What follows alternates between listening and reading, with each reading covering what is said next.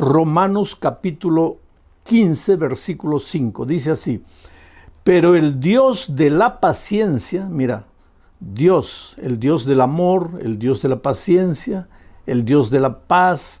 Hay muchas maneras como podemos describir a Dios. Quiere decir, es un solo Dios de quien va la vida, sale la paz, sale la justicia, sale la paciencia. Aquí Pablo lo llama el Dios de la paciencia. Pero el Dios de la paciencia y de la consolación os dé entre vosotros un mismo sentir según Cristo Jesús. Un mismo sentir. A la familia, toda la familia, padre, madre, hijos, un mismo sentir. Una familia unida, una empresa unida, una iglesia unida, una sociedad unida. Pero eso es solamente cuando el Dios de la paciencia nos da su paciencia, porque no es fácil vivir en unidad. Tal vez en este momento estoy predicando para una familia desunida, una familia que está ya a la orilla del divorcio, ya están pensando hasta en separarse. Y muchas veces la pareja se pregunta, ¿pero por qué? En el fondo nosotros nos amamos, pero ¿por qué no logramos vivir en armonía? ¿Por qué? Y a veces uno le echa la culpa al otro, el otro le echa la culpa al otro, y echándose la culpa no se arregla nada. ¿Sabes cuál es el problema? Porque una pareja que se ama vive desentendiéndose, porque no basta el amor de uno por el otro. Se necesita el amor de Dios, el amor del Dios de la paciencia. Se necesita la paciencia de Dios. Ahora mira lo que Pedro dice: el Dios de la paciencia y de la consolación. Quiere decir que si en este momento estás triste, Dios viene y te consuela. Si estás desesperado, Él viene y te consuela. Yo digo, bienvenidas las lágrimas, si es el Señor Jesús que va a venir y con su mano maravillosa va a enjugar mis lágrimas y me va a consolar. El Dios de la paciencia te consuela, te entrega su sentimiento llamado paciencia para que ustedes todos vivan en armonía, dice. Ahora, ¿qué es paciencia? Es esperar. La persona paciente no reacciona sin pensar. Demora para reaccionar, espera, observa, contempla, analiza. No explosiona por cualquier cosa. Hay gente que en un momento de impaciencia dice improperios, agrede, hiere, dice cosas que la misma persona nunca quiso decir. Pero después se arrepiente, llora, pide perdón, pero ya arruinaste todo. La vida es como un papel en blanco. Si tú agarras y lo estrujas, después te arrepientes y lo planchas, ya lo malograste ya. Por eso dice la palabra de Dios aquí, que el Dios de la paciencia está dispuesto a darnos su paciencia. ¿Para qué? Para no estar arrepintiéndonos de las cosas que dijimos, para no arrepentirnos de las cosas que hicimos, para pensar, para contener nuestra ira propia de la naturaleza pecaminosa, porque ya les dije que después que el pecado entró, pues todos nos apartamos de Dios. Nuestro carácter se deformó, ahora somos hombres impacientes, iracundos, rabiosos. Ahora, esta semana estamos estudiando los temas bajo el título de Conectados con Jesús. Bueno, aquí estamos, lejos de Dios, impacientes, iracundos. Pero cuando vamos a Jesús, cuando somos justificados, cuando nos conectamos a Jesús, ¿qué pasa? La paciencia del Dios de la paciencia se transmite a nosotros. Entonces nosotros comenzamos a aprender a ser pacientes.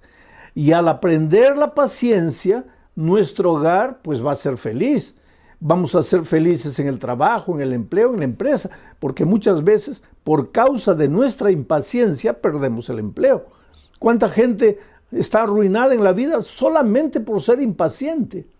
A veces, si tú tuvieras un poquito de paciencia, las cosas sucederían en su tiempo exacto y no tendrías que lamentar, no tendrías que llorar.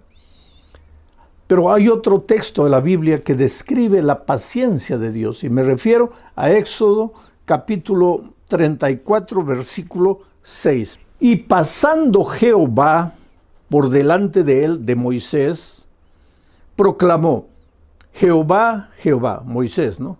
Proclamó: Jehová, Jehová, fuerte, misericordioso y piadoso, tardo para la ira, o sea, paciente, tardo para la ira, y grande en misericordia y verdad. ¿Por qué Dios es paciente? Porque Dios es amor, porque Dios es misericordia, y por eso tiene paciencia, espera. Ahora, si Dios no nos tratara con paciencia, con misericordia, ya estaríamos muertos, fulminados, porque la propia Biblia declara que la paga del pecado es la muerte. Ahora, si la paga del pecado es la muerte, y nosotros todos hemos pecado, cada día pecamos, sabemos lo que no debemos hacer, le prometemos a Dios que no vamos a volver a hacer, tomamos decisiones una y otra vez y sin embargo volvemos a caer en el mismo pecado.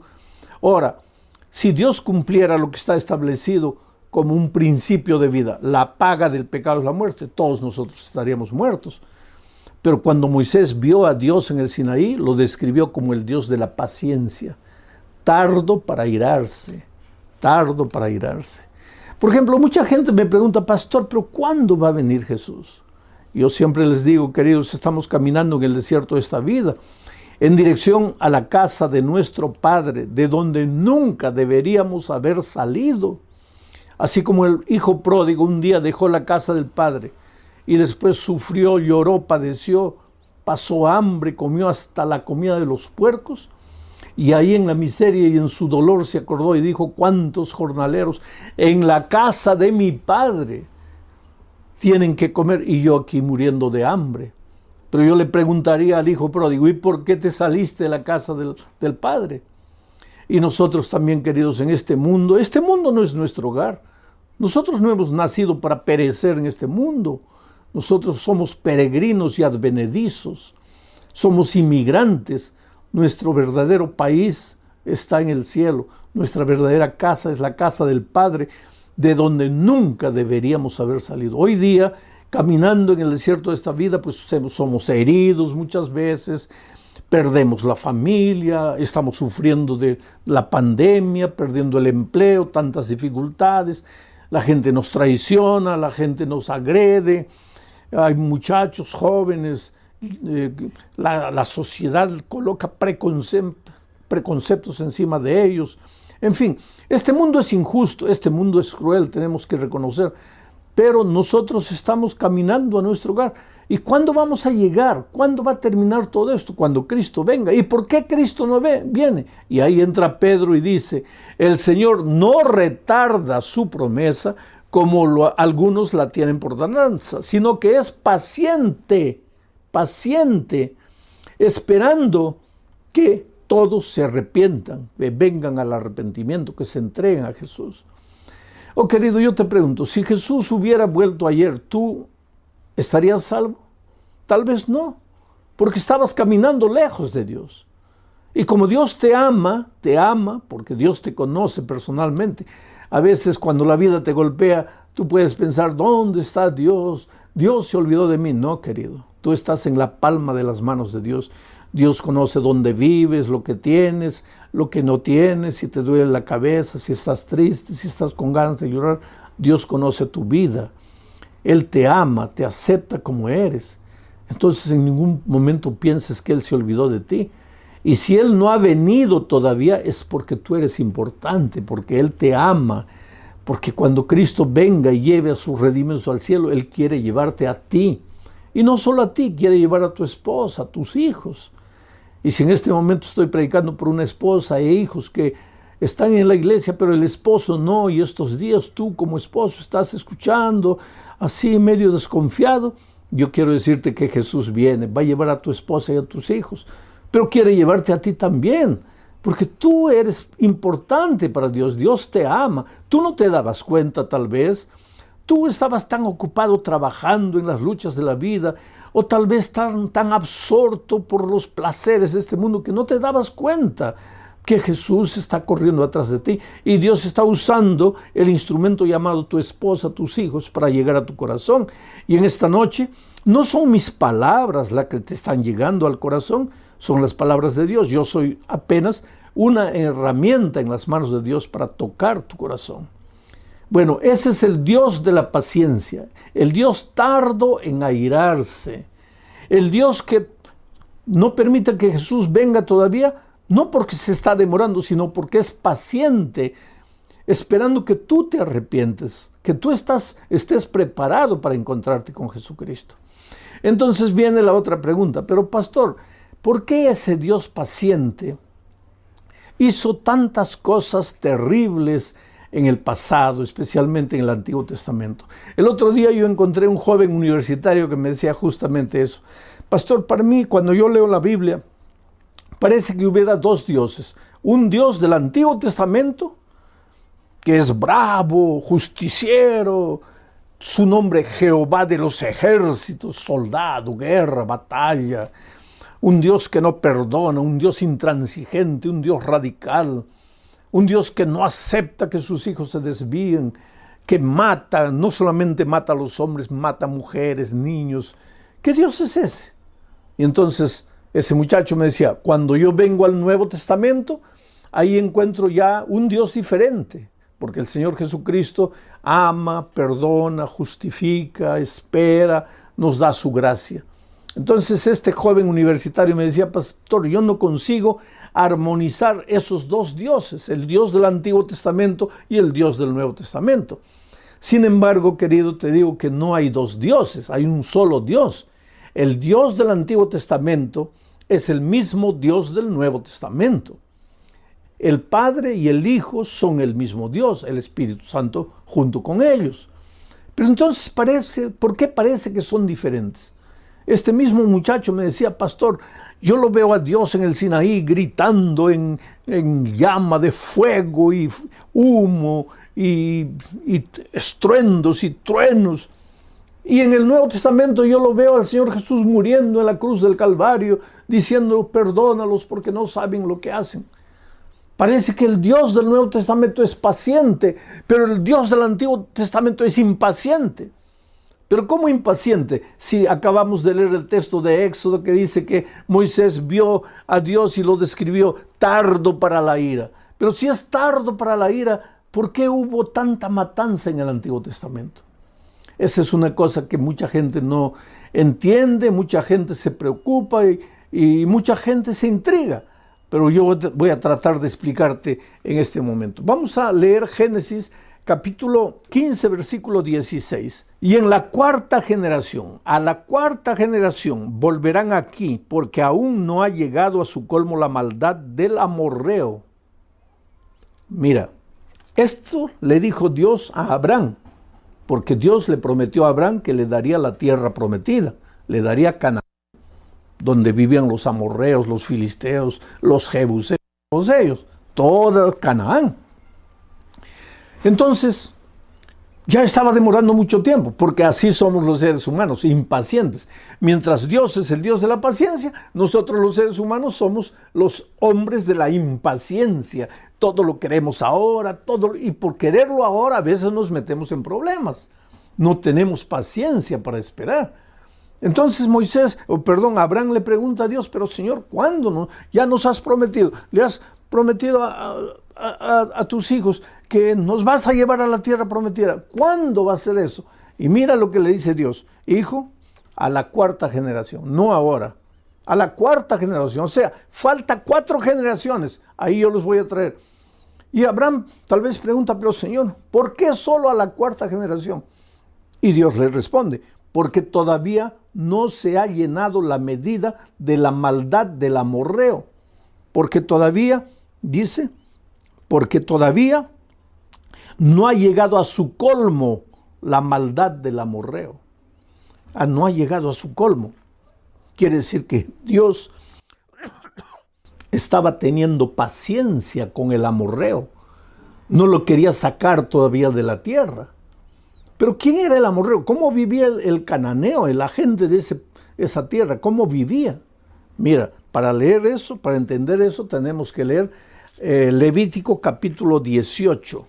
En los versículos 1, 2 y 3, mira lo que dice. Habló Jehová a Moisés, diciendo, cuando iban a entrar a Canaán, a la tierra prometida. Habla a los hijos de Israel y diles, yo soy Jehová vuestro Dios. No haréis como hacen en la tierra de Egipto, en la cual morasteis, ni haréis como hacen en la tierra de Canaán, a la cual os conduzco, ni andaréis en sus caminos. Esto es interesante. Antes de entrar a Canaán, Dios le dice a Moisés, dile al pueblo que no practiquen las obras que hacían los egipcios de la tierra de donde vinisteis, pero que tampoco deben hacer las obras que hacen los cananeos en la tierra a donde ustedes están yendo ahora. ¿Y qué es lo que los cananeos hacían de tan horrendo? Para entender eso tendrías que leer todo el capítulo 18 de Levítico. Yo no tengo tiempo para leer, pero tú después lee y vas a ver los más terribles de pecados, ¿sabes? Los cananeos habían llegado al colmo, a lo peor de lo peor. Era ser humano con animal, hombre con hombre, padres con hijos, hermanos con... Era un cuadro de inmoralidad total, completo.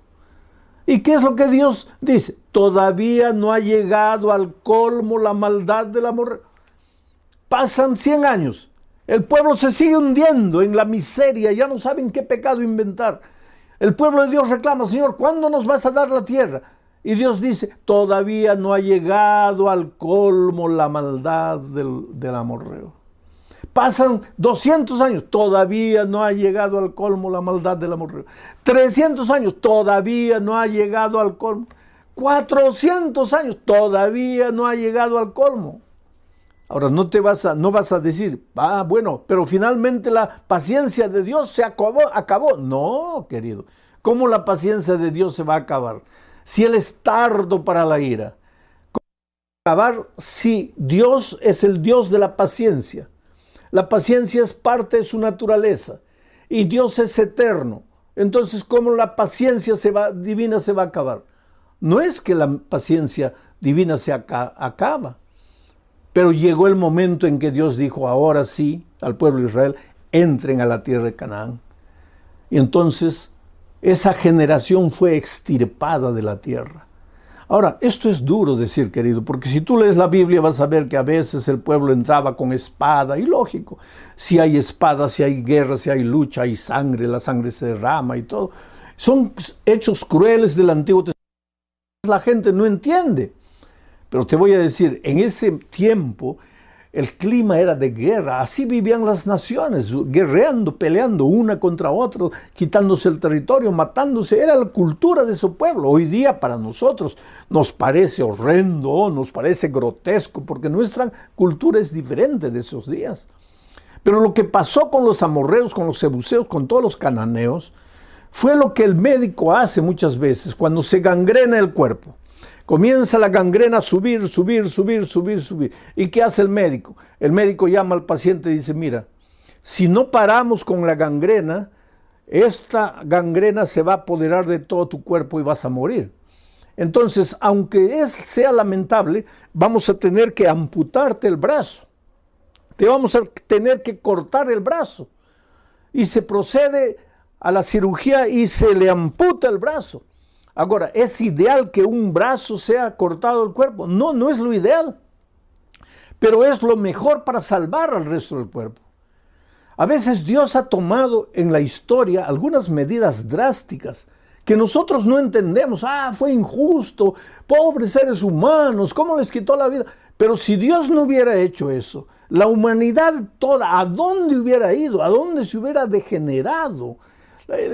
Quiere decir, Dios en su infinito amor muchas veces tuvo que amputar un dedo, tuvo que amputar una mano del cuerpo, todo de la humanidad, pero no era por maldad, era por el propio bien de la humanidad. Ahora muchos dicen, entonces ese Dios ya pasó, ese Dios salvaje, ese Señor de los ejércitos, ya acabó. Ahora viene Dios de la gracia, el Nuevo Testamento. No, querido, eso es lo que mucha gente no entiende. Dios no cambia. El Dios de la paciencia del Nuevo Testamento es el mismo Dios de la paciencia del Antiguo Testamento. Y el mismo Dios del Antiguo Testamento que tuvo que amputar un brazo es el mismo Dios del Nuevo Testamento. que llegado el momento, hoy día dice el Señor no retarda su promesa, sino que espera pacientemente que te arrepientas, mas va a llegar un momento en que la Biblia dice, el justo será justo y el injusto continuará siendo injusto. Quiere decir, la puerta de la gracia se cerrará y Cristo vendrá a esta tierra. Entonces vi el cielo abierto. Esta es una visión de Juan, de la segunda venida. El cielo abierto, y he aquí un caballo blanco. El que lo montaba se llamaba Fiel y Verdadero. ¿Quién es este? Jesucristo. Y con justicia juzga y pelea. ¿Quién es este? Cristo, el Cristo de la gracia, el Jesús de la misericordia, del amor, de la longanimidad, pero viene con justicia para pelear. Esto es interesante. El versículo 12 dice, sus ojos eran como llama de fuego. En el Sinaí no había fuego. Viene Jesús por segunda vez, sus ojos son como llama de fuego. Y había en su cabeza muchas diademas y tenía un nombre escrito que ninguno conocía sino él mismo. ¿Quién es este? Es Jesús. Estaba vestido de una ropa teñida en sangre. Mira, cuando Jesús viene vestido en una teñida en sangre, y su nombre es el Verbo de Dios. ¿Quién es el Verbo de Dios? En el principio era el Verbo, y el Verbo era con Dios, y el Verbo era Dios, es Jesucristo. Cuando viene por segunda vez, simbólicamente en un caballo blanco, para pelear, para juzgar con justicia, no es el Dios de la gracia, es el Dios justiciero. El mismo Dios justiciero del Antiguo Testamento está de nuevo aquí. Pero el mismo Dios de la gracia y la paciencia del Nuevo Testamento está en el Antiguo Testamento. Es el mismo Dios. ¿Y por qué está teñido de sangre su vestido? Interesante. Isaías responde. Isaías capítulo 63, versículo 1 al 3, responde. Mira, ¿quién es este que viene de Edom, de Bosra, con vestidos rojos? Este, hermoso en su vestido, que marcha en grandeza, en la grandeza del poder. Mira cómo combina la descripción con la descripción de Juan en Apocalipsis. Este hermoso en su vestido que marcha en la grandeza de su poder. Y ahí responde Dios, yo, el que hablo en justicia, grande para salvar. El mismo Dios en Apocalipsis. Y entonces el profeta pregunta, ¿por qué es rojo tu vestido y tus ropas como del que ha pisado en lagar? Y entonces responde el Dios, solo el lagar. ¿Y a qué se refiere el lagar? La humanidad, a los hombres impiedosos que no han aceptado el mensaje de la gracia de Cristo. Yo he pisado solo el lagar, y de los pueblos nadie había conmigo. Los pisé con mi ira y los hollé con mi furor, y su sangre salpicó mis vestidos y manché todas. Oh, querido, qué cosa maravillosa. Es interesante esto. Hoy es el día de buena nueva. Oh, cómo Dios te ama, querido. Cómo Dios te tiene paciencia. Cómo Dios soporta todo lo que haces. A veces vienes a la iglesia, después te pierdes 2, 3 meses en la miseria del pecado. Cuando todo te va mal, cuando nada te sale bien, regresas arrepentido, llorando, y Dios te acepta con los brazos abiertos. ¿Por qué? Porque la puerta todavía está abierta. Como la puerta de la gracia está abierta, tú puedes entrar, pero al mismo tiempo puedes salir. Pero un día dice la palabra de Dios que la puerta de la gracia se cerrará. Y el que está adentro, pues ya estará adentro. Y el que quiere entrar ya no podrá entrar. Pero hoy todavía la puerta de la gracia está abierta. Y Dios te llama. Porque tú vales mucho, querido, con ese carácter terrible que tienes, así impaciente, así peleador, discutidor, egoísta, mentiroso, orgulloso. Tú eres lo más precioso que Dios tiene en esta vida. Y si en este momento tú estás sufriendo, no es porque Dios te está castigando, no es porque Dios se olvidó de ti. ¿Cómo se va a olvidar de ti? Si Dios sabe cuando un cabello cae, Si Dios sabe cuando un pajarito muere, tú vales mucho más que un cabello. Tú vales mucho más que un pajarito. ¿Cómo es que Dios no va a saber que estás sufriendo en este momento? Por favor, querido, ven a Jesús. Entrégate a Jesús, devuélvete a Jesús. Dile, Señor, perdóname. He caminado como un caballito loco por las praderas salvajes de mi libertad. He vivido dando rienda suelta a mis instintos y me he herido. Y ojalá que me hubiera herido solo. Lo peor es que herí a mi esposa, herí a mis hijos, herí a mis padres. Pero me duele, Señor, y yo no tengo fuerzas, yo no puedo. Solo tú puedes hacer algo por mí. Algo parecido así es la historia de Verónica Monsalve. Verónica era una joven que con 17, 18 años ya estaba sumergida en la bebida. Pasaba noches en fiestas, en jaranas, bebiendo.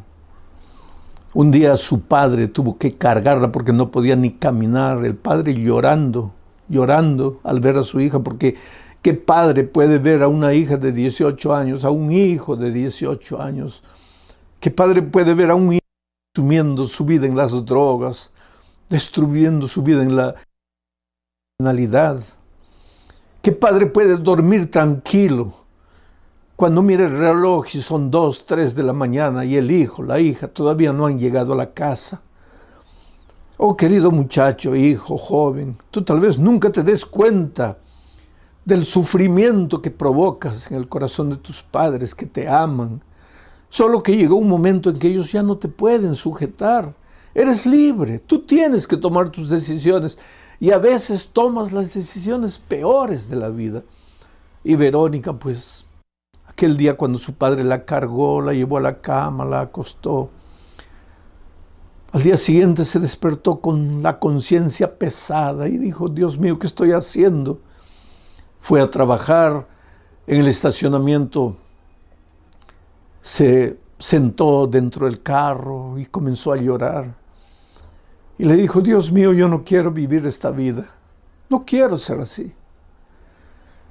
Yo creo que tú también, que me estás escuchando ahora, en algún momento de tu vida has dicho, Señor, yo no quiero ser así. No, no quiero. Pero ¿qué podemos hacer a veces? Porque el instinto es más fuerte, porque a veces sientes que no tienes fuerzas, eres tan débil para decir no. Eres una marioneta en las manos del diablo. Pero pobre Verónica clamó a Dios, dijo, Señor, hazme conocer a alguien en esta tierra que me ayude. Haz un milagro. Ayúdame, yo no sé cómo, porque yo no puedo.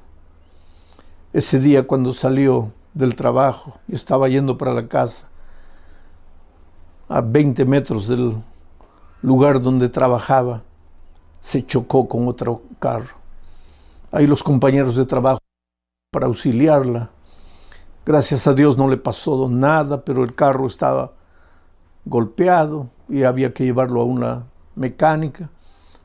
Y un amigo del trabajo le dijo, mira, yo conozco a un mecánico, te voy a recomendar. Y ella fue llevando el carro al mecánico. Y dejó el mecánico, le dijo, mira, tienes el carro aquí unos días para arreglar. Y ella no tenía cómo regresar para casa.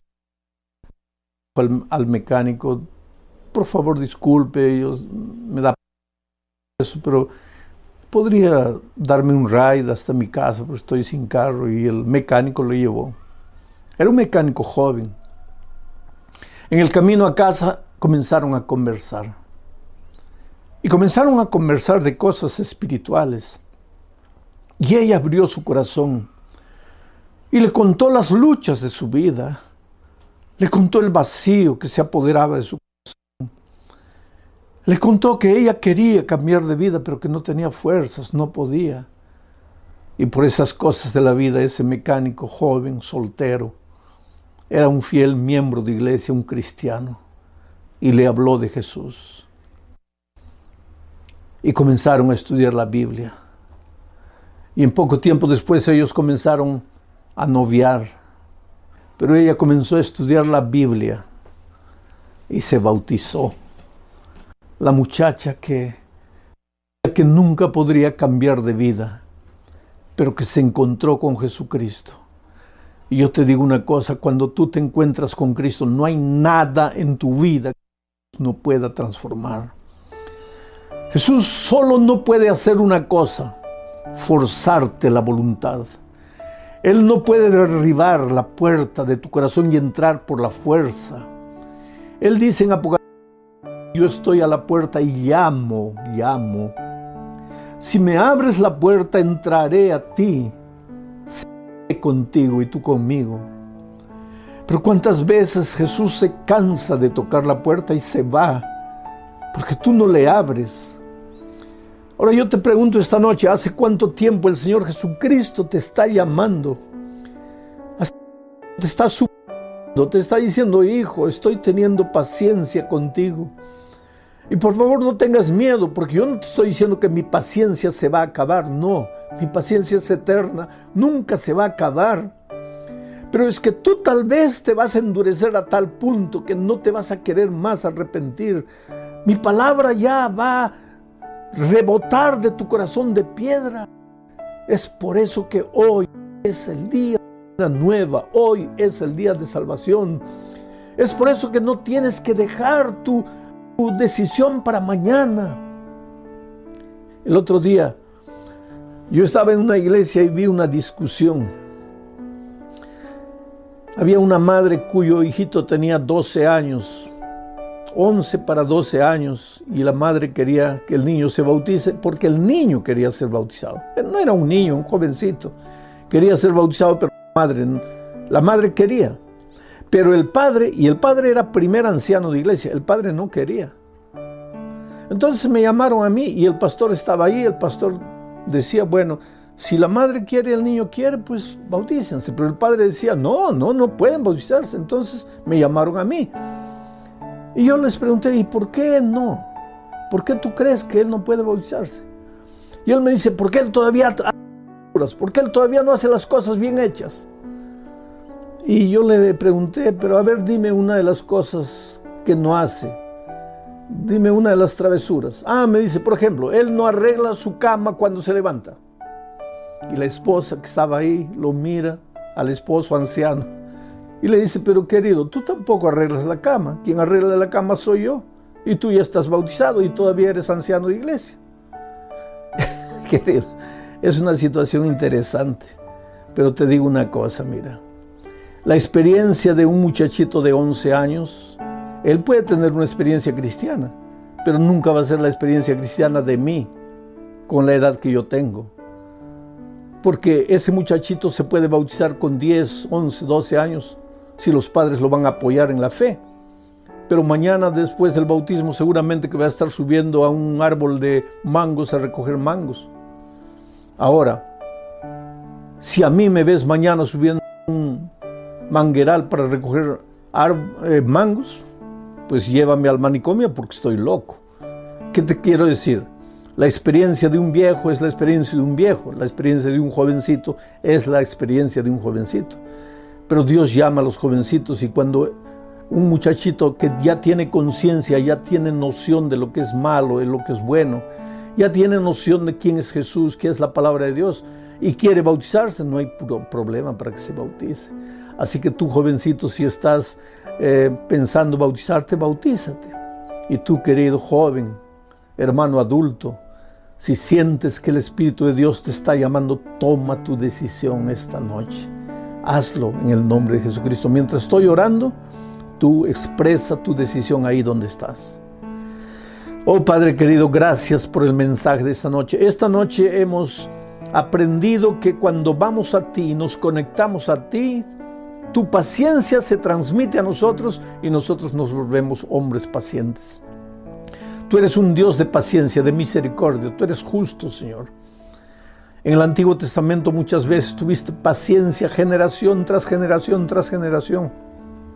Pero llegó un momento en que esas personas era mejor que descansaran, de que continuaran viviendo la vida terrible que estaban viviendo. Hoy tú sigues siendo el Dios de la paciencia, el Dios del amor, de la gracia y de la misericordia, pero llegará un momento, Señor, en que la historia de este mundo tendrá fin. Las puertas de la gracia se cerrarán. Jesús volverá a llevar a sus hijos, y todos los que queden en esta tierra, no será porque Dios dejó de amarlos, no será porque Dios perdió la paciencia con ellos, será porque ellos no aceptaron la paciencia divina. Por eso hoy es el día de buena nueva, hoy es el día de decisión, y ayuda, Señor, a las personas a tomar su decisión. En el nombre de Jesucristo. Amén.